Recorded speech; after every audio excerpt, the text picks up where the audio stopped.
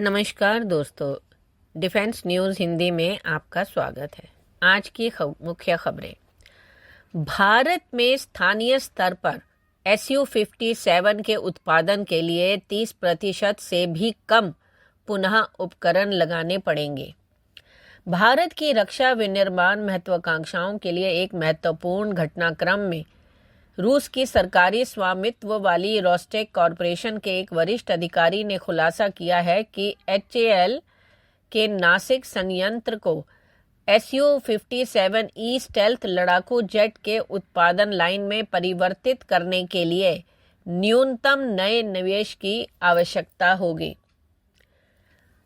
IDRW को ORG से विशेष बातचीत में अधिकारी ने बताया कि इस सुविधा के नवीनीकरण के लिए 30% से भी कम नए उपकरणों की आवश्यकता होगी, क्योंकि यह पहले से ही बुनियादी ढांचा, जमीनी मशीनरी और उपकरण मौजूद हैं जो पिछले 2 दशकों में भारतीय वायुसेना के लिए सुखोई 30 MKI लड़ाकू विमानों के उत्पादन से प्राप्त हुए हैं।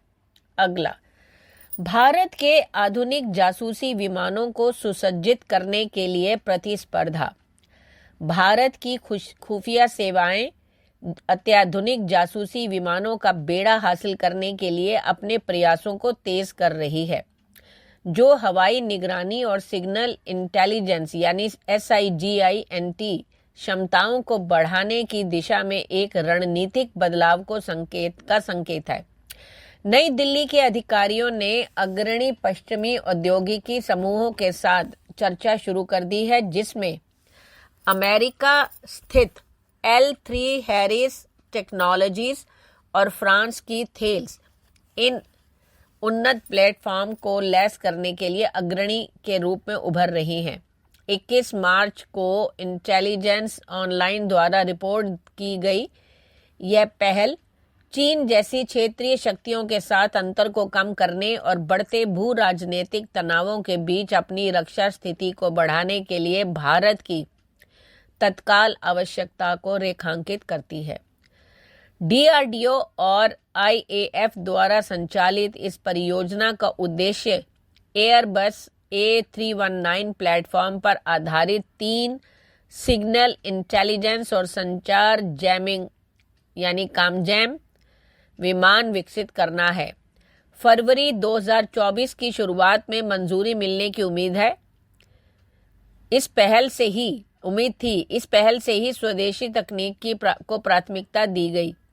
हालांकि परिष्कृत पश्चिमी प्रणालियों के एकीकरण ने वैश्विक खिलाड़ियों को भी इस दौड़ में शामिल कर लिया है। भारत इलेक्ट्रॉनिक्स लिमिटेड BEL, एक घरेलू रक्षा PSU भी इस दौड़ में शामिल है, जो आत्मनिर्भरता और अंतर्राष्ट्रीय विशेषज्ञता का लाभ उठाने पर भारत के दोहरे फोकस को दर्शाता है। अगला, हवाई परिवहन योग्य स्टार्टिंग एग्रीगेट के लिए औद्योगिक सहयोग। भारतीय वायुसेना ने 16,000 फीट की ऊंचाई पर अपने Boeing AH-64 Apache attack helicopter के संचालन का समर्थन करने के लिए डिजाइन किए गए हवाई परिवहन योग्य स्टार्टिंग एग्रीगेट को विकसित करने के लिए औद्योगिक सहयोग के लिए एक कॉल जारी किया है। इस पहल का उद्देश्य उच्च ऊंचाई वाले वातावरण में उन्नत हेलीकॉप्टरों के संचालन की रसद चुनौतियों का समाधान करना है, जैसे कि भारत की उत्तरी सीमाओं के साथ पहाड़ी क्षेत्र, जहां अपाचे से युद्ध और टोही मिशनों से महत्वपूर्ण भूमिका निभाने की उम्मीद है। स्टार्टिंग एग्रीगेट एक महत्वपूर्ण ग्राउंड सपोर्ट सिस्टम को इलेक्ट्रिकल, हाइड्रोलिकल और न्यूमेटिक आउटपुट देना चाहिए, ताकि यह सुनिश्चित किया जा सके कि अपाचे की कठोर परिस्थितियों में भी शुरू और बनाए रखा जा सकता है, जिससे IAF की परिचालन लचीलापन और तत्परता बढ़े। भारतीय वायुसेना वर्तमान में 22 AH-64E अपाचे हेलीकॉप्टर का संचालन करती है, जिन्हें संयुक्त राज्य अमेरिका के साथ $1.1 बिलियन के सौदे के तहत 2019 और 2021 के बीच शामिल किया गया है। जोधपुर में भारतीय वायुसेना के 104 हेलीकॉप्टर स्क्वाड्रन और पठानकोट में 125 हेलीकॉप्टर स्क्वाड्रन के साथ तैनात ये हेलीकॉप्टर दुनिया के सबसे उन्नत अटैक हेलीकॉप्टर्स में से है, जो हेल फायर मिसाइलों, 30 मिलीमीटर चेन गन और दिन रात के संचालन के लिए उन्नत एवियोनिक्स से लैस है। अपाचे को लद्दाख जैसे ऊंचाई वाले क्षेत्र में तैनात किया गया है, जहां इसने चीन के साथ वास्तविक नियंत्रण रेखा पर परिचालन उड़ानें भरी हैं, जो चरम स्थितियों में काम करने की इसकी क्षमता को दर्शाता है। हालांकि एक समर्पित उच्च ऊंचाई सक्षम शुरुआती समूह की कमी ने ऐसे वातावरण में निरंतर संचालन के लिए चुनौतियां पेशकश की हैं। अगला, भारत की नजर GCAP के छठे लड़ाकू विमान कार्यक्रम में भूमिका पर। जापान स्थित सैंकाई डिजिटल इंक द्वारा संचालित सैंकाई.com की एक रिपोर्ट के अनुसार भारत के ग्लोबल कॉम्बैट एयर प्रोग्राम में शामिल होने में गहरी रुचि दिखाई है, जो जापान, यूनाइटेड किंगडम और इटली द्वारा अगली पीढ़ी के लड़ाकू जेट विमान विकसित करने के लिए एक त्रिपक्षीय पहल है। दिसंबर 2022 में सहमत इस महत्वाकांक्षी परियोजना का लक्ष्य 2035 तक अत्याधुनिक स्टेल्थ फाइटर तैनात करना है। कई जापानी और भारतीय राजनीतिक स्रोतों ने पुष्टि की है कि भारत ने भागीदारी की संभावना तलाशने के लिए जापानी सरकार से औपचारिक रूप से संपर्क किया है, जो कार्यक्रम के संभावित विस्तार का संकेत देता है। हालांकि जापान रूस के साथ भारत के लंबे समय से चले आ रहे रक्षा संबंधों के कारण प्रौद्योगिकी लीक होने की चिंताओं का हवाला देते हुए सतर्क है।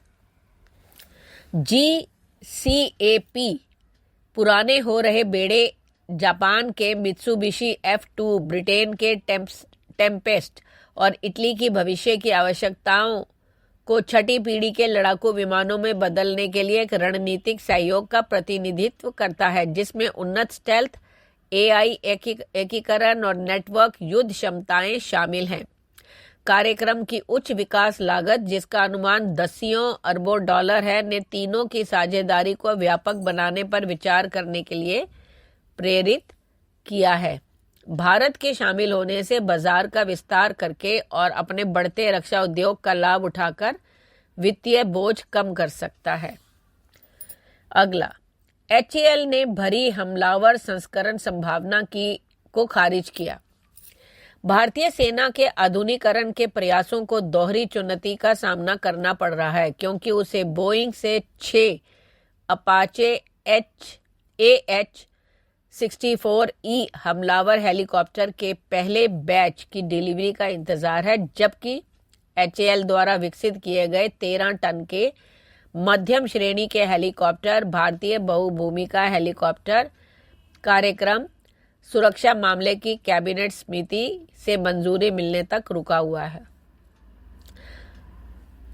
एक सूत्रों से पता चला है कि भारतीय वायुसेना और सेना की सीमित मांग का हवाला देते हुए HAL के पास अपाचे वर्ग में IMRF आधारित भारी हमला हेलीकॉप्टर विकसित करने में कोई योजना नहीं है। इसके बजाय दोनों सेवाएं स्वदेशी लाइट कॉम्बैट हेलीकॉप्टर प्रचंड पर ध्यान केंद्रित कर रही है, जिसके 156 यूनिट के ऑर्डर हाल ही में स्वीकृत किए गए हैं, जो भारी वेरिएंट की तुलना में हल्के, उच्च ऊंचाई सक्षम हमलावर हेलीकॉप्टरों के लिए रणनीतिक प्राथमिकता को उजागर करता है। अगला, फिलीपींस के साथ आकाश समझौते पर हस्ताक्षर करने को तैयार भारत।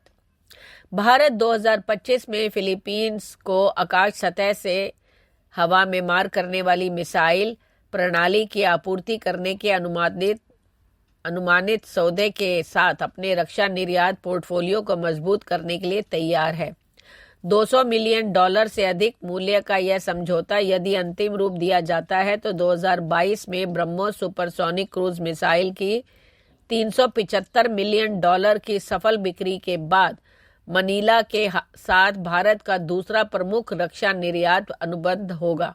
हालांकि यह स्पष्ट नहीं है कि आकाश SAM फिलीपीन सेना या फिलीपीन मरीन कॉर्प्स के लिए होगा या नहीं। यह सौदा भारत प्रशांत क्षेत्र में बढ़ते तनाव के बीच दोनों देशों के बीच बढ़ती रणनीतिक साझेदारी को रेखांकित करता है। धन्यवाद।